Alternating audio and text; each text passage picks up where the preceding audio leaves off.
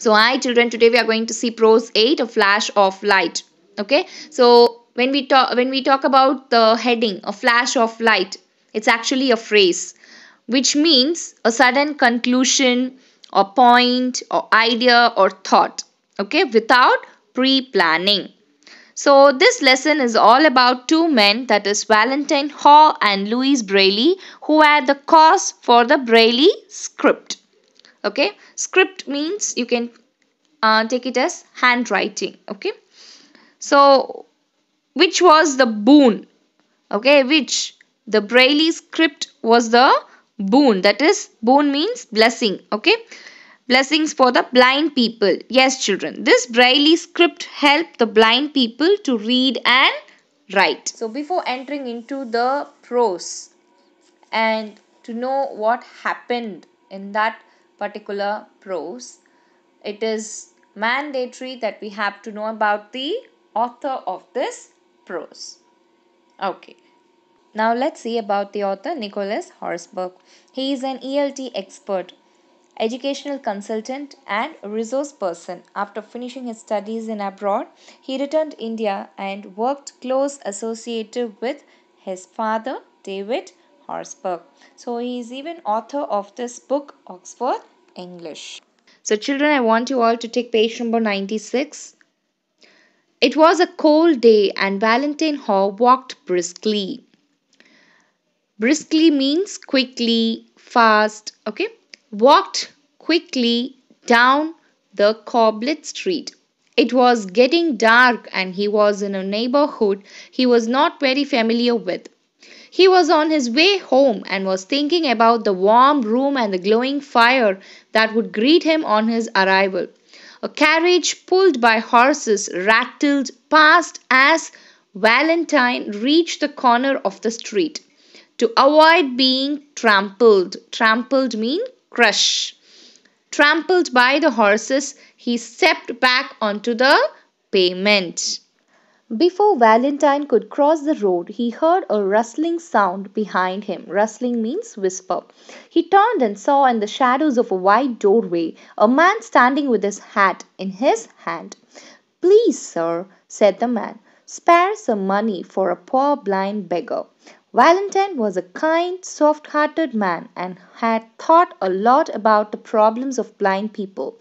He had often wondered how he could be of help to the blind. On hearing this request, he at once removed one of his gloves and putting his hand into his pocket, pulled from it a coin which he put in the blind beggar's hat. So, children, on cold day, Valentine Haw walked quickly down the cobbled street as it was getting dark. Valentine walked quickly on thinking about his warm room and the glowing fire in his home, which would welcome him with respect. As a carriage pulled by horses passed him, he stepped on to the pavement to avoid being crushed by the horses. So, before Valentine could cross the road, he was called by a beggar man who was blind.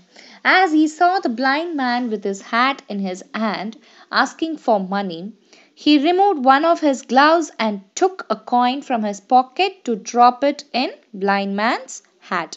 Because Valentine was a kind, soft hearted man who had thought a lot about the problems of blind people. Hope you're clear. Shall we pass on to the next para? The blind beggar mumbled. Mumbled means to speak quietly. His thanks, and Valentine walked away. He was half way across the road when he heard the beggar call out, Sir, sir, please, just a moment. Valentine turned once again and returned to face the blind man. Surely, sir, said the beggar, who was an honest man, you have made a mistake. You have given me a franc instead of a sou. Children, franc means it's a French coin which worth 100 centimes. Whereas sou is also a French coin, no longer in use, but it worth 1/20th of franc. Okay, which means the value of sou is less than the value of franc. Valentine was astonished. He was not surprised by the man's honesty, but by the fact that he could tell so quickly the difference between a franc and a sou. How did you know that I had given you a franc? Asked Valentine.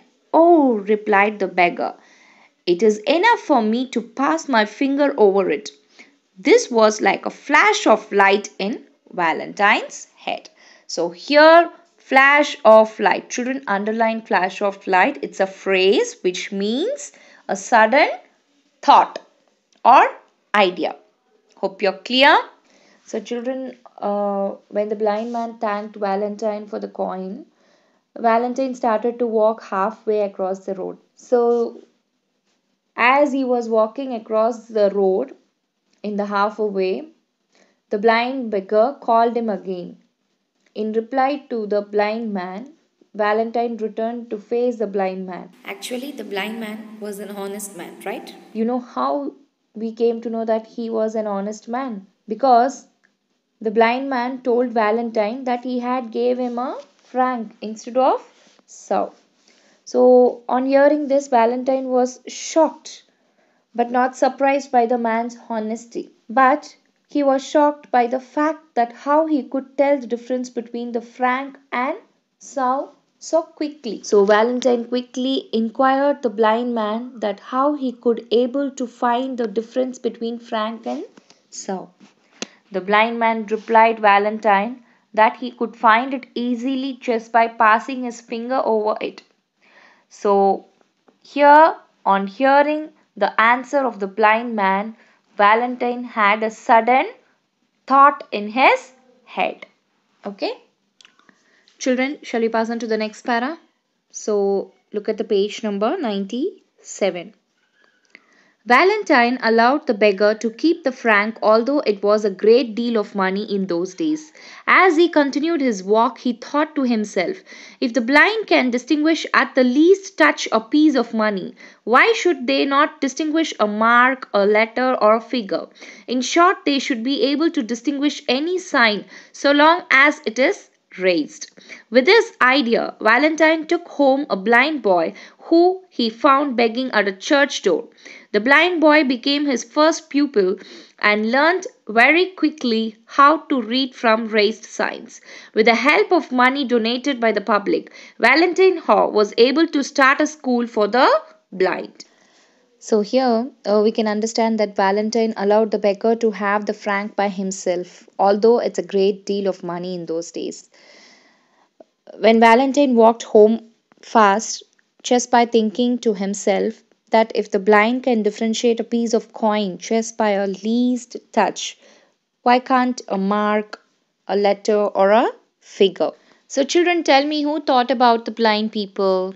Yes, it's Valentine Haw. He thought that the blind people could find the difference of any sign so long as it is raised. Having this as an idea, Valentine took home a blind boy who was found begging at a church. He took that blind boy as his first pupil, okay, and he taught him to read from raised signs. And so that blind boy was also able to learn everything quickly. Later, with the public's donation, Valentine Haw was able to start a blind school. Some years later, a blind man called Louis Braille, who lived between 1809 to 1852, also a Frenchman like Valentine Haw, perfected a system of writing especially for the blind. This writing is called Braille. Braille is a special alphabet used by the blind. The alphabet is marked by raised dots on stiff paper, which blind persons can understand by the touch of their fingers. Louis Braille himself was blind and worked in a blind school in Paris. The system that he developed in 1834 was not used much until about the time of Braille's death in 1852. So, children, after some years, the blind man called Louis Braille, who lived between 1809 to 1852, he was a Frenchman like Valentine Haw. As children, it's Louis Braille who perfected a system of writing called Braille. So this Braille language became the boon. Boon means blessing, okay? For the blind people, which helps them to read and write. Children, Louis, being blind, he also worked in a blind school in Paris. Braille, which was developed in 1834, was not used much, okay, until the time of Braille's death in 1852, which means this language Braille was recognized much only after the death of Louis Braille in 1852. Okay. So children, here we can understand that Valentine Haw was the first person who developed the method of writing for the blind people, okay, with raised dots. Later on, this method of writing was perfected by Louis Braille. Hope you're clear. Children, shall we pass on to the next para? The same page 97. Each letter in the Braille alphabet consists of one or more raised dots. In the diagram below, the small dots represent unraised marks. The large dots represent raised marks. From the diagram above, you can see that the letter H consists of 3 raised dots and the letter L consists of 3 dots too. However, the dots for H are in a different pattern to those which make up the letter L. There are 6 possible positions for each dot. By placing the dots in various positions, 63 different patterns or shapes can be made. This means that there are patterns for each of the 26 letters of the alphabet. In addition to these 26 patterns, there are patterns for special words or words that are used a lot in everyday language. Some of the common words such as and, it, if, for, the, and many other frequently used words have one Braille symbol each. For example, the word and occurs very frequently in English. To make it easier to read in Braille, it is written like this. Otherwise, each letter would have to be written like this. Books in Braille have to be quite thick. This is because raised marks are punched out in rows across each page. The raised marks have to be big enough to be felt by the fingertip, so the paper has to be stiff. Many books are written in Braille. Blind people can be taught how to read Braille, and in this way, they too can read and enjoy the works of great authors. There are also missions that help blind people to write in Braille. So children, here we are going to know all about the Braille script. Braille alphabet consists of one or more raised dots. Yes children, from the picture you can understand that small dots represent unraised marks and the large dots represent raised marks. From the diagram above, you can see that the letter H consists of 3 dots and the letter L also consists of 3 dots. But the dots for H are in a different pattern to those which make up the letter L. Moreover, there are 6 possible positions for each dot. By placing the dots in various positions, we can get 63 different patterns or shapes. So children, there are patterns for each of the 26 alphabet letters. Apart from this, there are patterns for some special words that are used in our everyday life, such as and, it, if, for, the, and even for many other frequently used words. Moreover, books in Braille are quite thick because raised marks are punched out in rows across each page. The raised marks have to be big enough to be felt by the fingertip.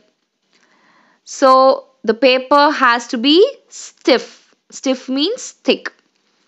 Many books are written in Braille. Blind people can be taught to read Braille, and in this way they too can read and enjoy the works of great authors. So This Braille script helps the blind people to read and enjoy the works of other great authors too. Moreover, there are also some missions that help blind people to write in Braille. Yes, so I hope you enjoyed this lesson. Thank you, children.